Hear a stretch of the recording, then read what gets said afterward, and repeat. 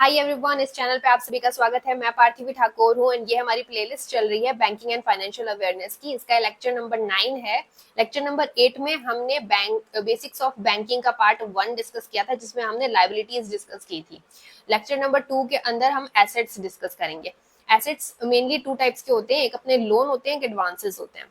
तो एडवांसेस में क्या आता है? कैश क्रेडिट आता है, ओवरड्राफ्ट आता है, डिस्काउंटिंग ऑफ बिल्स आता है। ठीक है, सबसे पहले हम डिफरेंसेस देखेंगे जिससे हम बहुत क्रिस्टल क्लियर हो जाए, हमारा डेफिनेशन साथ के साथ ही क्लियर हो जाएगी, सब मीनिंग आपको सब पता चल जाएगा। ठीक है, loan versus cash credit. Cash credit अपना एडवांस होता है। ठीक है, लोन जो होता है, अब ये लोन जो होता है वो बहुत ज्यादा लॉन्ग टर्म के लिए अपन यूज कर सकते हैं, जबकि cash credit max to max 1 year के लिए यूज होता है। सिंपल एक चीज बताती हूँ कि लोन जो होता है लॉन्ग टर्म के लिए यूज होता है। एडवांसेस में ये तीनों के तीनों ही सारे के सारे ही अपने मैक्स टू मैक्स 1 ईयर तक ही चलते हैं। ठीक है, एक मेजर डिफरेंस है। उसके अलावा जो लोन होता है उसमें जैसे सपोज अपन ने एग्जाम्पल की तरह लिया है कि सैंक्शन अमाउंट अपनी 10 lakhs है, तो इंटरेस्ट अपना 10% है ना, एग्जाम्पल की तरह लिया है ऑन सैंक्शन अमाउंट। ये इंपॉर्टेंट है कि जो इंटरेस्ट होता है लोन के अंदर वो सैंक्शन अमाउंट पे लगता है, यानी कि इस 10 lakhs के ऊपर लगेगा। जबकि कैश क्रेडिट में क्या होता है, सैंक्शन अमाउंट अपनी सपोज एग्जाम्पल 10 lakhs है। ठीक है, इंटरेस्ट है एग्जाम्पल 10% ऑन विड्रॉल अमाउंट। ठीक है, तो यहाँ सैंक्शन अमाउंट पे लग रहा था, यहाँ विड्रॉल अमाउंट पे लगता है। इसका मतलब बैंक आपको कैश क्रेडिट में अपने को सपोज बैंक दे दिया 10 lakhs है ना, तो उसमें से अपन ने विड्रॉ करे सिर्फ 2 lakhs, तो अपना जो इंटरेस्ट है वो इन 2 lakhs के ऊपर लगेगा। मैक्सिमम 1 ईयर के लिए रहता है। मैंने जैसे बताया एडवांसेस में सारे तीनों के तीनों ही 1 ईयर के लिए मैक्स टू मैक्स रहते हैं। ठीक है, 3 months का भी होता है, 6 months का भी होता है। जो age time increases interest also increases, मतलब 6 months के अंदर इंटरेस्ट ज्यादा लगेगा 3 months के कंपेरिजन में, एंड सो ऑन 1 ईयर में और ज्यादा लगेगा। ठीक है, cash credit account is different than your current account.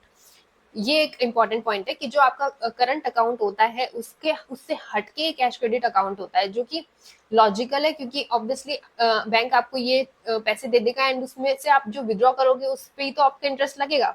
And ये अगर आपके जो बेसिक आपका करंट अकाउंट है उसके अंदर ये चीज होने लगी तो पूरा हौच-पौच हो जाएगा एकदम, वो खिचड़ी बन जाएगी, राइट। तो वो अपने को करना नहीं है, तो इसका अकाउंट सेपरेट होता है। ठीक है, वाया चेक, जो ट्रांजेक्शन होते हैं वो वाया चेक होते हैं। ठीक है, if you took cash credit and doesn't use it, मतलब आपने जो कैश क्रेडिट है उसकी सर्विस ले ली बट आपने उसको यूज नहीं करा, तो आपको एक सम चार्जेस पे करने पड़ते हैं, क्योंकि आपने फिर ली क्यों जब आपको यूज ही नहीं करना था, है ना। अब इसके अंदर दो वो आते हैं केसेस कि अगर आपका उस जिस बैंक से आपने कैश क्रेडिट लिया है उस बैंक के अंदर अगर आपका करंट अकाउंट है ऑलरेडी, ठीक है, तो आपको कोई भी सिक्योरिटी पे नहीं करनी पड़ती। सिक्योरिटी क्या होता है कि जब आप लोन या कोई भी एडवांसेस में कोई भी आप किसी भी टाइप का लेते हैं, तो बैंक क्या कहता है कि भाई हम आपको इतने पैसे दे रहे हैं, बट क्या गारंटी है, आप हमको ऐसी चीज दो जिससे हमें मतलब हमें रहे कि हाँ आप वापस कर दोगे हमारे पैसे, या आप वापस नहीं भी करें तो हमारे पास कुछ अमाउंट या कुछ चीज ऐसी हो, सिक्योरिटी कहते हैं उसको, जिससे कि हम हमारा को घाटा नहीं हो। ठीक है, तो वो अपने को जैसे सिक्योरिटी इज लाइक प्रॉमिस। ठीक है, तो वो आपको इस तरह से सिक्योरिटी पे करते हैं, जिसको कहते हैं कि वो बैंक की सिक्योरिटी नहीं होती, वो आपकी खुद की सिक्योरिटी होती है, बट उसको बैंक को देना होता है जिससे कि वो आपको लोन प्रोवाइड कर सके, जो भी कैश क्रेडिट है वो दे सके, है ना। तो ये चीज होती है। तो अगर आपका बैंक अकाउंट करंट अकाउंट जो है वो अगर उसी बैंक में बना हुआ है जिससे आपने कैश क्रेडिट लिया है, तो आपको कोई सिक्योरिटी पे नहीं करनी पड़ती। बट अगर आपका उसमें करंट अकाउंट नहीं है एंड आपने उस बैंक से कैश क्रेडिट अकाउंट बनवाया है, तो आपको एक सिक्योरिटी पे करनी पड़ती है। ठीक है, इसके बाद हम देखते हैं ओवरड्राफ्ट, जो कि हमने लेक्चर नंबर 8 में भी देखा था, थोड़ा सा डेफिनेशन वगैरह, एंड इसमें भी डेफिनेशन से पूरा क्लियर हो जाएगा, आगे हम इसके डिफरेंसेस में भी पूरा क्लियर कर लेंगे। ठीक है, the overdraft allows the account holder to continue withdrawing money even when the account has no funds in it or has insufficient funds to cover the amount of the withdrawal। अगर समझ नहीं आया हो तो मैं समझाती हूँ। ठीक है, इसमें क्या होता है कि जैसे सपोज आपके बैंक अकाउंट के अंदर 0 बैलेंस है, ठीक है, और आपको सपोज 5,000 रुपए निकालने हैं, तो बैंक आपको कहता है, जैसे आपका जो भी बैंक अकाउंट में जितने भी पैसे रहे हुए होते हैं, है ना, जैसे सपोज कोई बड़ा आदमी है, उसके खूब सारे पैसे रहते हैं इन जनरल, बट अभी पैसे नहीं है या उसको ज्यादा निकालने हैं पैसे, तो उसके अकॉर्डिंग बैंक डिसाइड करता है कि आपको कितना ओवरड्राफ्ट मिलेगा। ठीक है, सपोज आपके खूब सारे पैसे रहते हैं तो आपका ओवरड्राफ्ट का जो अमाउंट है वो भी बड़ा होगा, एंड आपके कम कम पैसे रहते हैं बैंक के अंदर तो आपका ओवरड्राफ्ट का अमाउंट भी छोटा ही होगा। तो आपको बैंक कह देता है कि हाँ ठीक है, आप इतना अमाउंट अभी ले सकते हो बैंक में से, आपके अकाउंट में नहीं है कुछ भी तब भी, एंड बाद में आप दे देना, तो उसको ओवरड्राफ्ट कहते हैं। अगर आपके कम पैसे हैं बैंक में या फिर बिल्कुल ही नहीं है जितना आप निकालना चाहते हो उसके कंपैरिजन में, तो आपको ओवरड्राफ्ट इशू कर देता है बैंक। ठीक है, और वो फिर आपको बाद में देना पड़ता है वापस, ठीक है, इंटरेस्ट के साथ। तो ये हम डिफरेंस देखेंगे कैश क्रेडिट के अंदर एंड ओवरड्राफ्ट के अंदर। तो कैश क्रेडिट में एक सेपरेट अकाउंट बनता है जैसे मैंने ऊपर बताया आपको, एंड ओवरड्राफ्ट के अंदर सेम अकाउंट में ओवरड्राफ्ट मिल जाता है आपको। ठीक है, कैश क्रेडिट में इंटरेस्ट ऑन विड्रॉल अमाउंट, ये भी मैं आपको ऊपर समझा चुकी हूँ अच्छे से। एंड ओवरड्राफ्ट जो होता है इसके अंदर इंटरेस्ट ऑन ओवरड्राफ्ट अमाउंट पूरे पे ही लग जाता है। ठीक है, देन है अपना लोन वर्सेस ओवरड्राफ्ट। ठीक है, लोन होता है टाइम टेकिंग प्रोसीजर होता है, बहुत कागज पाने करने पड़ते हैं, 10 जगह साइन करना पड़ता है। आपने जिसने भी आपने आपके पेरेंट्स ने वगैरह ने हाउस लोन लिया होगा, देखा होगा आपने कि बहुत ज्यादा प्रोसीजर लंबा होता है, कई दिन लग जाते हैं, कई कई चक्कर काटने पड़ते हैं, खूब उसमें टाइम टेकिंग प्रोसीजर होता है लोन लेना। जबकि ओवरड्राफ्ट में क्या होता है, जो भी आपको बैंक ने आपका फिक्स कर रखा है कि इतना ओवरड्राफ्ट आप ले सकते हो और क्विकली आपको वो उतना अमाउंट मिल जाता है। ठीक है, तो ये क्विक रहता है। लोन के लोन जो होता है वो लॉन्ग टर्म भी हो सकता है या होता ही है। इन जनरल लोन काफी लॉन्ग टर्म के लिए लेते हैं कि इतने साल में घर के लिए लेते हैं, जैसे सपोज सबसे कॉमन एग्जांपल।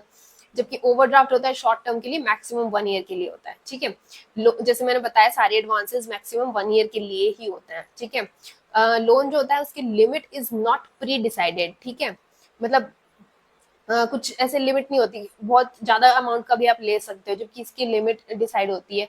एंड टाइम के पॉइंट ऑफ व्यू से भी लिमिट डिसाइड होती है, जैसे मैक्सिमम 1 ईयर, या फिर जो कितना अमाउंट है उसके हिसाब से भी बैंक लिमिट डिसाइड करते हैं कि इतना ओवरड्राफ्ट आप ले सकते हो। जबकि लोन जरूरत के हिसाब से आपको दिया जाता है, आप किस चीज के लिए लोन ले रहे हो, कितना सिक्योरिटी दे रहे हो, सब मैटर करता है उसमें। डिस्काउंटिंग ऑफ बिल्स पढ़ेंगे अब हम। ठीक है, हाँ ये अपना लास्ट है डिस्काउंटिंग ऑफ बिल्स। देखो अपन ने कैश क्रेडिट पढ़ लिया, ओवरड्राफ्ट पढ़ लिया, डिस्काउंटिंग ऑफ बिल्स अपन पढ़ रहे हैं। ठीक है, तो ये थोड़ा सा टफ पड़ेगा, थोड़ा सा अपने को ध्यान ज्यादा देना है। जबकि जब भी ऐसे बोलते हैं ना टीचर्स की थोड़ा सा टफ पड़ेगा, तो अपन जोन आउट हो जाते हैं, अपने को लगता है अपने को नहीं आने वाला है, बट देखना अभी एग्जाम्पल बना रखा है, इससे सब आ जाएगा अच्छे से। डेफिनेशन देखते हैं पहले। A financial service that allows businesses to convert their unpaid invoices और bills into immediate cash before the payment due date. कुछ भी समझ नहीं आया, ठीक है। मतलब इन जनरल आप फर्स्ट टाइम इसको पढ़ोगे एंड कम फोकस के साथ पढ़ोगे तो आपको बिल्कुल कुछ समझ नहीं आएगा, बट अपन डायग्राम से देखेंगे अपने को सब समझ में आ जाएगा। ठीक है, तो थोड़ा सा जूम आउट कर देती हूँ एंड ये अपन देखते हैं इस डायग्राम को। ठीक है, अब क्या होता है कि जैसे सपोज ये एक कंपनी है, या मान लो कुछ भी ऐसे मान लो कि जैसे सपोज यहाँ पर ये एक फैक्ट्री है। ठीक है, ऐसे मान लो ये फैब्रिक बेचती है। ठीक है, तो ये फैब्रिक बेचती है, एंड ये वाला जो है ये है रेडीमेड क्लोथ्स ब्रांड। ठीक है, तो ये जो ब्रांड है ये फैब्रिक लेता है एंड खुद कपड़े सिल के बेच देता है। ठीक है, तो ये दोनों के बीच में एक इन्होंने कॉन्ट्रैक्ट बना रखा है 1 ईयर का। ठीक है, तो ये 1 ईयर के कॉन्ट्रैक्ट के अंदर क्या होता है कि जैसे ये इनको साल भर फैब्रिक देगा, साल भर देता रहेगा देता रहेगा देता रहेगा, एंड इन्होंने इसको एक मतलब ये जो फैब्रिक दे रहा है इसका ये बिल बना के दे देगा इनको कि मैंने इतने इतने का ये फैब्रिक दिया है, साल भर दूंगा, एंड ये इनको बोलेगा कि मैं साल भर बाद तुम्हें तुम्हारी पैसे दे दूंगा। ठीक है, साल भर बाद तुम्हें एक साथ दे दूंगा सारे पैसे। इन जनरल ईयरली कॉन्ट्रैक्ट्स काफी कॉमन होते हैं कि आप साल भर आप कोई चीज सर्विस ली एंड देन आपको सर्विस ली या फिर कोई आइटम लिया जो भी होता है, एंड उसके बाद वो आपको साल भर के पैसे एक साथ दे देता है। ठीक है, जैसे इवन मैथ्स में भी होता है ये कि आप मतलब क्या होता है कि आप पूरे महीने खा लो एंड उसके बाद मंथ के एंड में आपको मैथ्स की फी पे करनी पड़ती है, कई जगह ऐसा होता है। ठीक है, तो वो सेम चीज यहाँ पे हो रही है कि यहाँ पर ईयरली इसको पैसे देगा एंड ये फैब्रिक इसको पूरे साल देता रहेगा। एंड ये इसका बिल बना रखा है इन्होंने कि बाय फैब्रिक कंपनी, इसने बिल बना रखा है कि मैंने 100 करोड़ का इनको मेरे को देने हैं साल भर के बाद, ठीक है, 1 ईयर का, ठीक है। एंड ये इन्होंने साइन कर रखा है, ठीक है।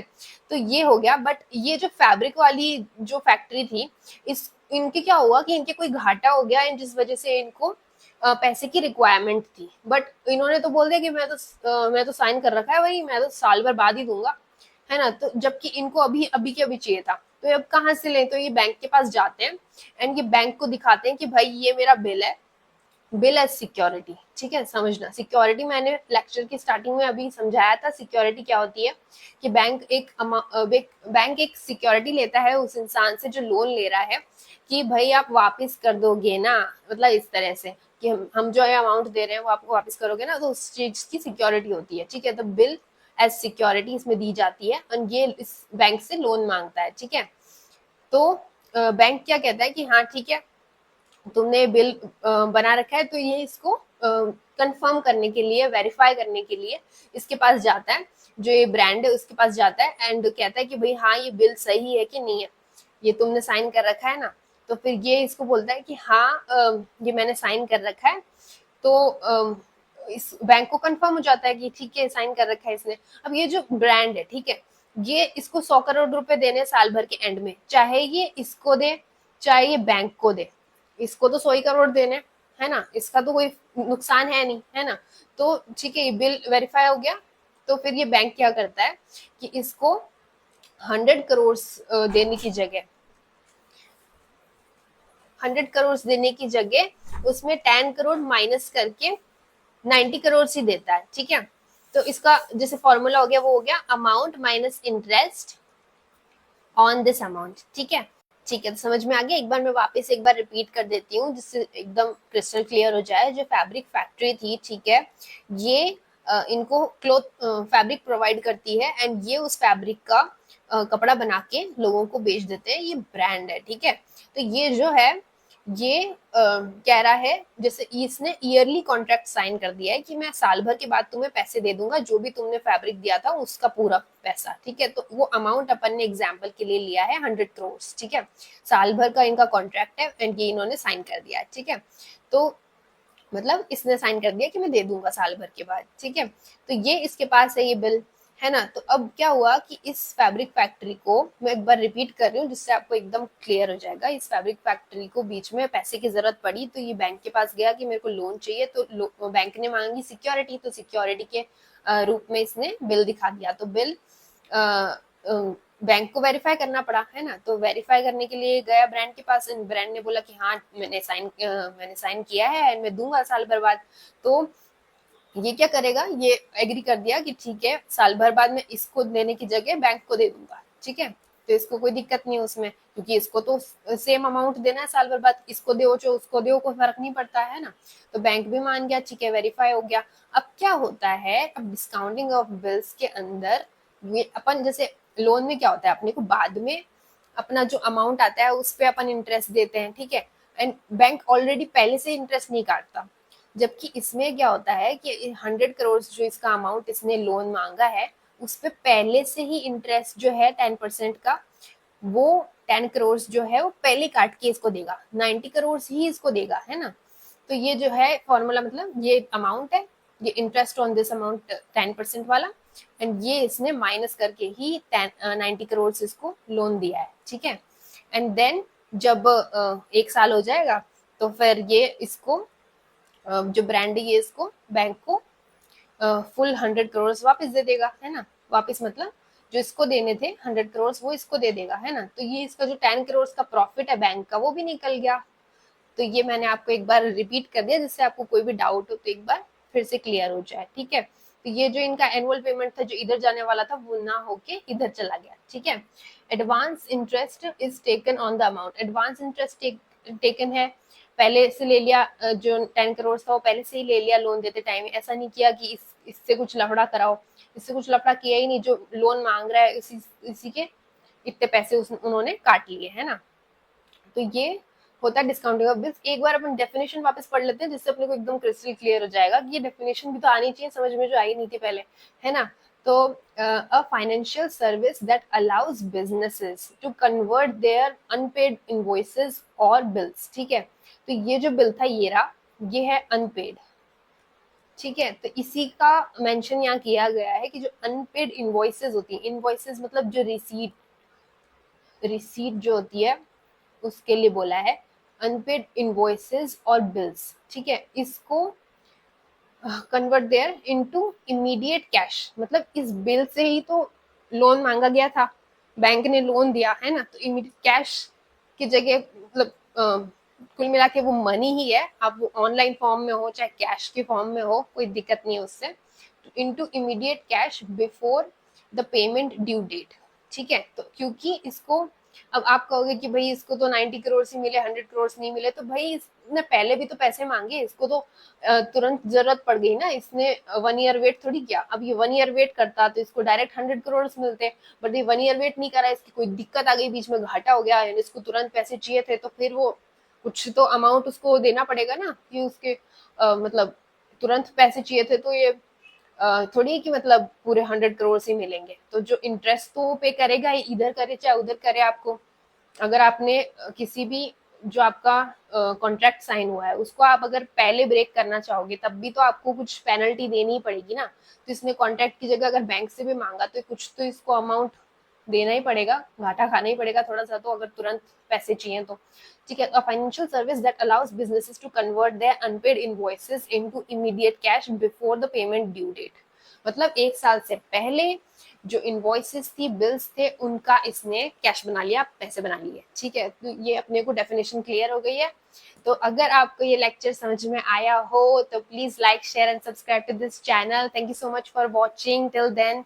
आई will see you in my next lecture. Till then take care, bye bye.